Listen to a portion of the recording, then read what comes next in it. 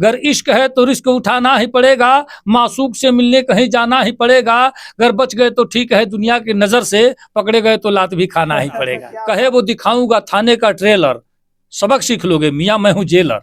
तू बीवी को मेरे पटाने चले हो, मुझे अपना साढ़ू बनाने। तो मोबाइल मुसीबत है जंजाल जी का, सभी झूठ बोलेंगे अच्छा तरीका, रहेंगे बनारस बताएंगे दिल्ली, मोबाइल के आशिक छबिल्ले छबिल्ली।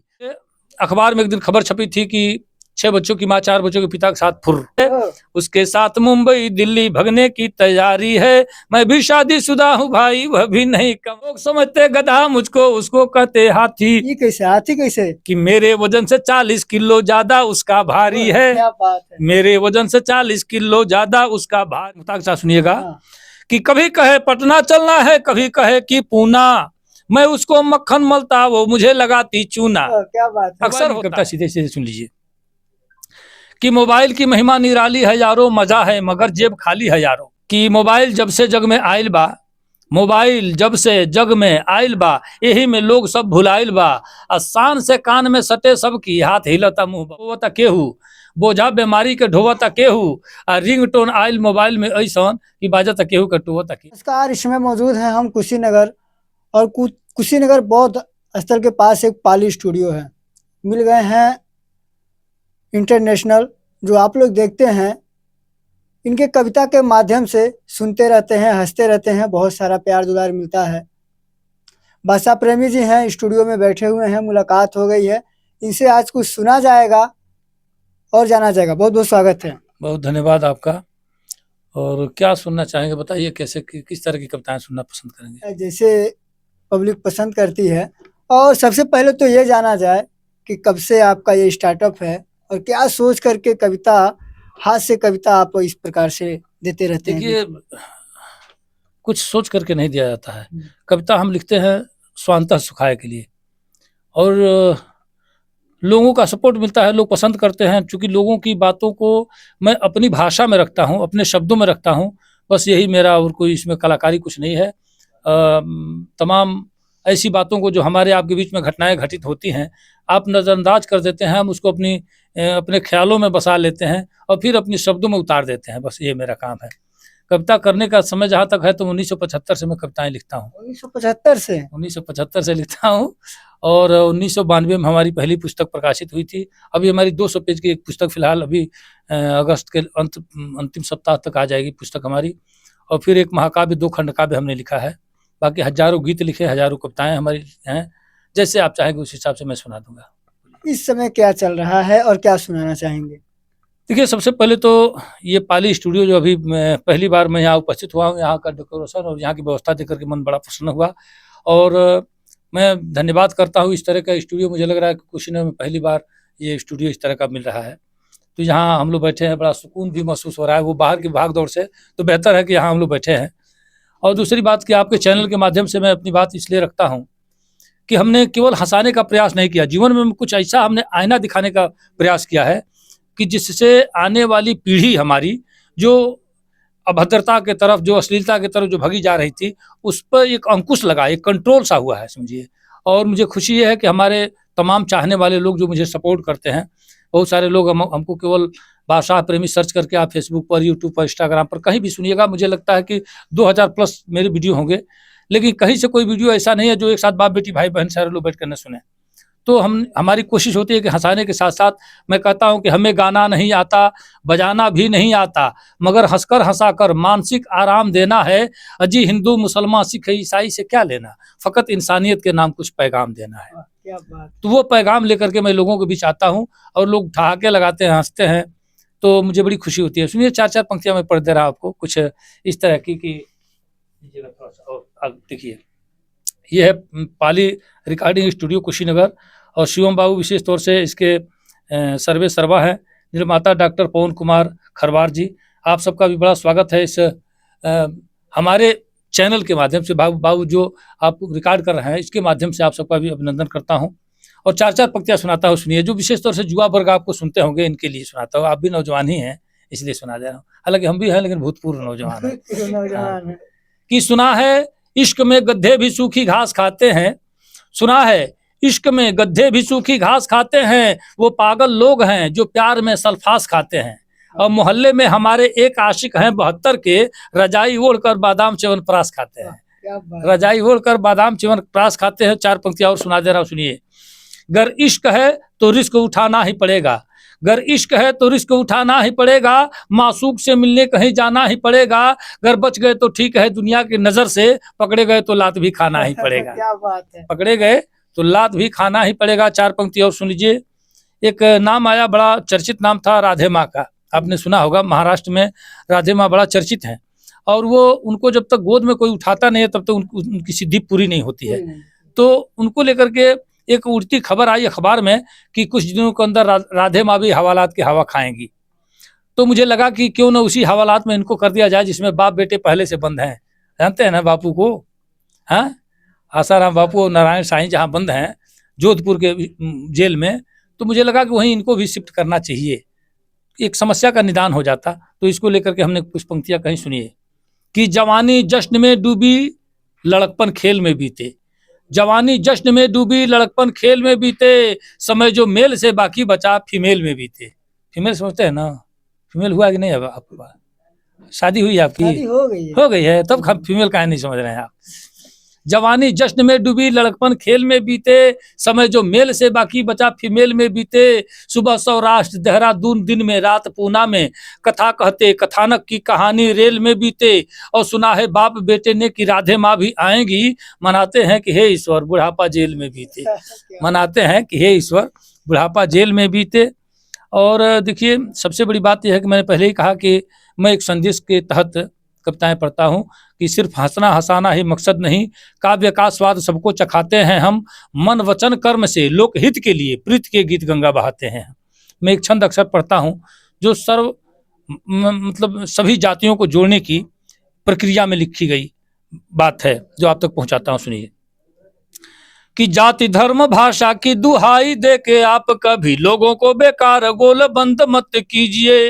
मित्र, जो भी आप मेरा वीडियो देखेंगे, मैं आपसे निवेदन के साथ कहता हूं, इस छंद का सम्मान करिएगा और तमाम मित्रों में शेयर करिएगा। आज समाज में समरसता की निहायत ही आवश्यकता है, और ऐसे में मेरे छंद की सार्थकता तब होगी जब आप सपोर्ट करेंगे। सुनिएगा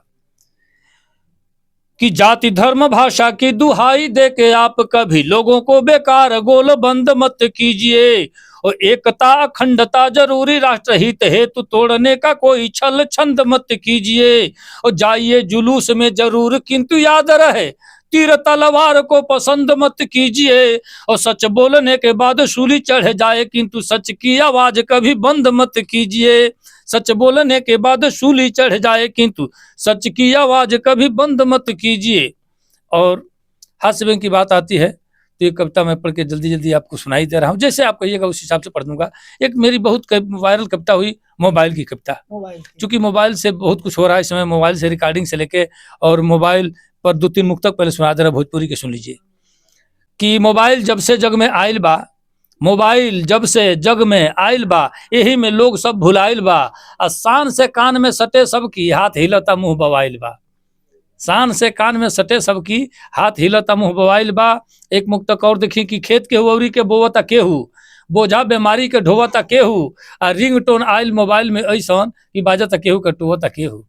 एगो और मुक्तक देखली कि मोबाइल बा निमन मोबाइल बा बाउर, इहो एगो लम्हर मिसाइल बा बाउर, मोबाइल से आदत बिगड़ले के डर बा, ये फोटो फिल्म वाला झंझट के घर बा, ये फोटो फिल्म वाला झंझट के घर बा। मोबाइल की कविता सीधे सीधे सुन लीजिए कि मोबाइल की महिमा निराली है यारो, मजा है मगर जेब खाली है यारो, कभी फोन आता नहाते समय में, कभी घंटी बजती है खाते समय में, कभी रात की नींद कोई भगा दे, कोई भोर होने से पहले जगा दे, मोबाइल मोबाइल ही रटने लगा हूँ मैं, बीबी और बच्चों से कटने लगा हूँ, और पड़ोसी जो नंबर हमारा लिए हैं परेशान ज्यादा वही सब किए हैं। कभी बोले बबलू, कभी बोले रामा, कभी उनका जीजा, कभी उनका मामा, और कभी फोन पप्पू के पापा मिलाते, नशे में 25 लतीफे सुनाते। और मोबाइल को दुनिया समझती है इजी, मगर नेटवर्किंग व्यवस्था है बीजी, और मोबाइल मुसीबत है जंजाल जी का, सभी झूठ बोलेंगे अच्छा तरीका, रहेंगे बनारस बताएंगे दिल्ली, मोबाइल के आशिक छबिल्ले छबिल्ली, और मोबाइल के लड़के हैं लाखों दीवाने, ये करते हैं लैट्रिन और सुनते हैं गाने, और मोबाइल से घटती है अक्सर ये घटना, मिलाता हूँ पूना तो लगता है पटना, और मोबाइल ने मुश्किल में मुझको फंसाया, खुदा जाने साली का नंबर मिलाया, कहा जाने मन हाल अपना सुनाओ, कही वो पता नाम पहले बताओ। और बताते ही मुझको भरम हो गया था, उधर उसका माथा गर्म हो गया था। अबे साले लुच्चे, कहा उसने डांटा, कनेक्शन मोबाइल का फौरन में काटा। और तुरंत फोन आया उधर से दोबारा, पता नाम पूछा गया फिर हमारा। कहे वो दिखाऊंगा थाने का ट्रेलर, सबक सीख लोगे मियाँ मैं हूँ जेलर। तू बीवी को मेरे पटाने चले हो, मुझे अपना साढ़ू बनाने चले हो। और मोबाइल लिए गिड़गिड़ाने लगा मैं, सुबकने और रोने चिल्लाने लगा मैं। तभी मेरी बेटी जगाने लगी थी, मुझे पापा पापा बुलाने लगी थी। और खुली आंख तो खुद को बिस्तर पे पाया, अरे यार सपना था मैं बुदबुदाया। खुली आंख तो खुद को बिस्तर पे पाया, अरे यार सपना था मैं बुदबुदाया। और मोबाइल तो तकिया के नीचे पड़ा था, ख्यालों में मेरे दरोगा खड़ा था। मोबाइल तो तकिया के नीचे पड़ा था और ख्यालों में मेरे दरोगा खड़ा था। इस समय फुर फुर जो हो जा रहे हैं हाँ। 2-4 बच्चों वाले, क्या देखिए ये भी एक कविता हमारी बहुत वायरल हुई। संयोग से अखबार में एक दिन खबर छपी थी कि 6 बच्चों की माँ 4 बच्चों के पिता के साथ फुर। फुर अक्सर ये खबर छप जाती है कि 4 बच्चों की माँ 2 बच्चों के पिता के साथ फुर। ये भाई अखबार वाले जो हैं उनकी कलाकारी है, कुछ ऐसे करके छपी थी खबर। और उसको पढ़ने के बाद एक कविता हमने लिखी कि मैंने उससे प्यार किया है उसको मुझसे यारी है। मैंने उससे प्यार किया है उसको मुझसे यारी है। मैं भी शादीशुदा हूँ भाई वह भी नहीं कंवारी है। मैंने उससे प्यार किया है उसको मुझसे यारी है। मैं भी शादीशुदा हूँ भाई वह भी नहीं कंवारी है। फिटनेस मेरा सही सलामत, चेचिस थोड़ा हल्का, फिर भी जाम मोहब्बत का मेरे हाथों से छलका। बच्चे 4 हमारे वो 6 बच्चों की महतारी है। बच्चे 4 हमारे वो 6 बच्चों की महतारी है। मैं भी शादीशुदा हूँ भाई वह भी नहीं कंवारी है। कि जी करता है उसे बना लूं अपना जीवन साथी, लोग समझते गधा मुझको उसको कहते हाथी। जी करता है उसे बना लूं अपना जीवन साथी, लोग समझते गधा मुझको उसको कहते हाथी। ये कैसे हाथी कैसे? कि मेरे वजन से 40 किलो ज्यादा उसका भारी है। क्या बात है। मेरे वजन से 40 किलो ज्यादा उसका भारी है। मैं भी शादीशुदा हूँ भाई वह भी नहीं कंवारी है। और एक बात और प्रमुखता के साथ सुनिएगा हाँ। कि कभी कहे पटना चलना है कभी कहे कि पूना, मैं उसको मक्खन मलता वो मुझे लगाती चूना। क्या बात है। अक्सर होता है कि कभी कहे पटना चलना है कभी कहे कि पूना, मैं उसको मक्खन मलता वो मुझे लगाती चूना। उसके साथ मुंबई दिल्ली भगने की तैयारी है। उसके साथ मुंबई दिल्ली भगने की तैयारी है। मैं भी शादीशुदा हूँ भाई वह भी नहीं कंवारी है। मैंने उससे प्यार किया है उसको मुझसे यारी है। मैं भी शादीशुदा हूँ भाई वह भी नहीं कंवारी है। मैं भी शादीशुदा हूँ भाई वह भी नहीं कंवारी है। बहुत बहुत धन्यवाद आपका।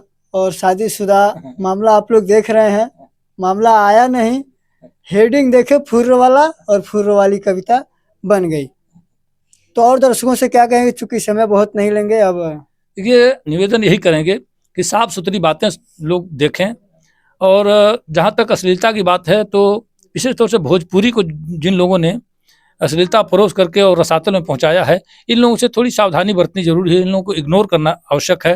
हमारे समाज में ये समझिए कि एक विसंगत कहा जाए कि पढ़े लिखे तबके के लोग भी इन लोगों को सपोर्ट करते हैं। ऐसे में इस तरह का कुछ अगर वीडियो आता है, इस तरह की कोई कविताएं आती है, इस तरह का कोई साहित्य परोसा जाता है तो आप भरपूर सपोर्ट करेंगे, शेयर करेंगे मित्रों में, और ज़्यादा से ज़्यादा आप सबका स्नेह प्यार मिलेगा। अपने प्रतिक्रिया के हिसाब से कमेंट बॉक्स में आप दीजिएगा ताकि अगली बार कुछ अच्छा लेकर के हम आप सबके बीच उपस्थित हो सकें। सभी मित्रों का बहुत बहुत धन्यवाद करता हूं और युवा पीढ़ी का विशेष तौर से आह्वान करता हूं कि विशुद्ध साहित्य की तरफ आपका रुझान होना चाहिए।